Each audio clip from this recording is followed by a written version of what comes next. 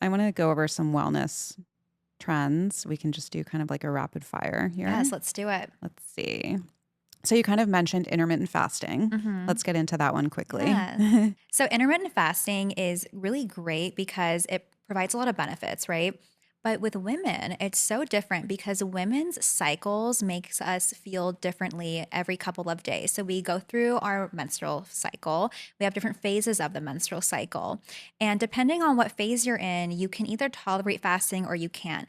If you are fasting, doing 16-hour fast or 14-hour plus fast every single day, it's going to have a really negative effect on your thyroid function, on your cortisol, and even worsen the way that you look and feel on a daily basis. And so it's really important to line up your fasting with your cycle if you want to fast.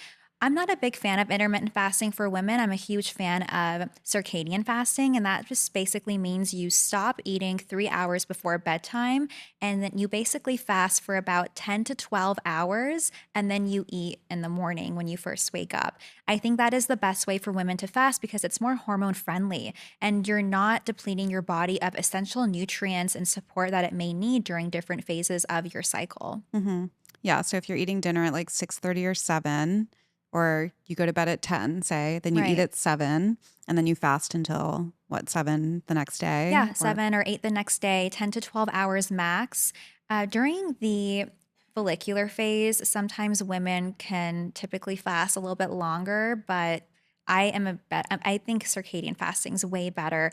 Men, on the other hand, men go through like 24-hour cycles. Like Mhm. every day they wake up feeling like they're on top of the world. Yeah. Women, it really changes, throughout the month. And so men can fast 16 hours a day, no problem, or even more. My boyfriend used to do these crazy fasts, and we would actually do them together. And I was just like, wow, I feel like I'm literally about to die. I feel awful. And he would be on top of the world. And so women's bodies are just so different. We really need to nurture our hormones and take it a little bit slower in terms of health compared to men. Yeah. My boyfriend, we've been together a little over a year. Every single day, he wakes up at a 10. He doesn't drink any caffeine ever. He just raw dogs the day, wakes up, is like ready to go.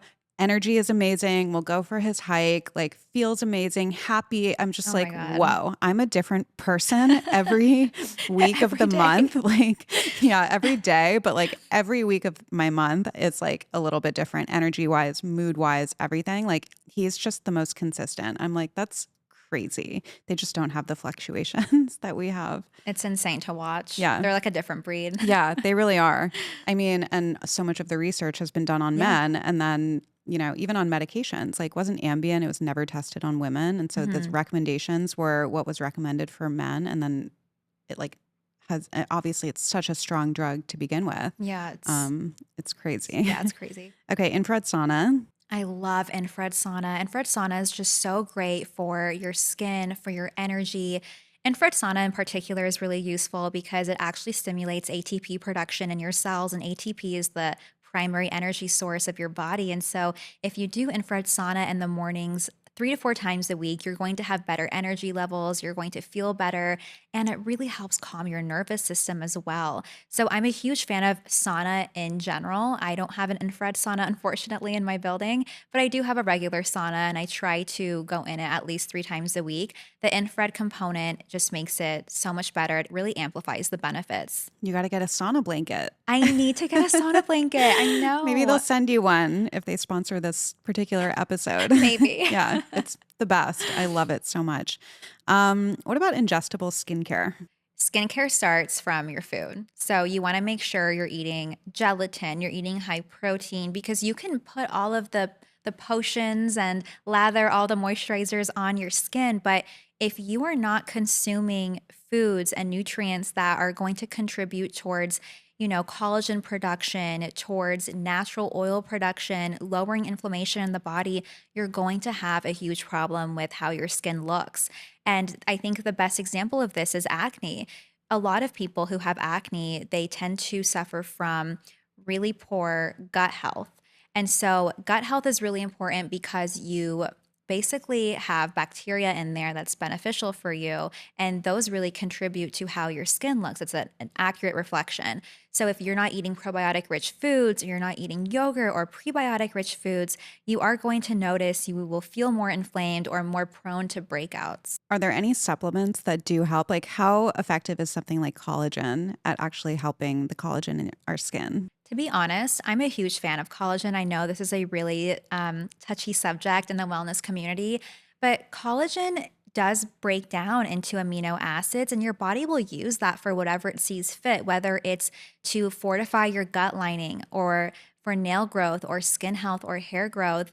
I think that collagen is really, really useful. I know that there's so many people out there who say it doesn't do anything for you and your body just kind of like flushes it out.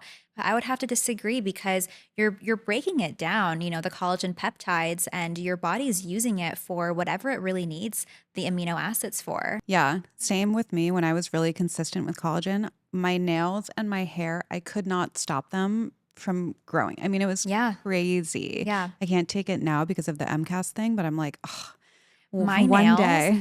literally turned to claws. Yeah. It's so cool because Yeah. I don't know, I've never really seen a huge difference when it comes to my hair, skin, and nails from so many supplements. But the one thing that I did notice a little bit of a difference from is collagen. Yeah.